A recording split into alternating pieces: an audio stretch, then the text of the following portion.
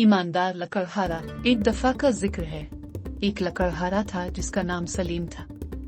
वो जंगल के करीब रहता था। सलीम बहुत मेहनती मगर गरीब था।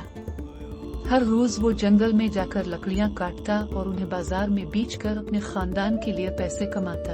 एक दिन लकड़ियां काटते हुए सलीम की कुल्हाड़ी इसके हाथ से फिसलकर करीब बहते दरिया में जा गिरी।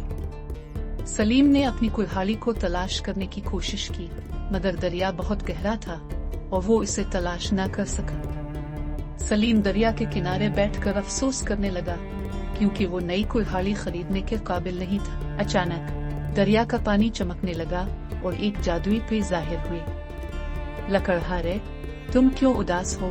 पे ने पूछा। सलीम ने अपनी परेशानी पे को बताई। पे मुस्कुराई और बोली, फिक्र ना करो, मैं तुम्हारी मदद करती हूँ। परी दरिया में गोता लगाकर वापस आई और उसके हाथ में एक सुनहरी कुल्हाड़ी थी। क्या ये तुम्हारी कुल्हाड़ी है? इसने पूछा। सलीम ने सुनहरी कुल्हाड़ी को देखा और सर हिलाकर कहा, नहीं, ये मेरी कुल्हाड़ी नहीं है। मेरी कुल्हाड़ी लोहे की थी। पी ने दोबारा दरिया में गोता लगाया और इस बार एक चांदी की कुल्हाड़ी निकाली।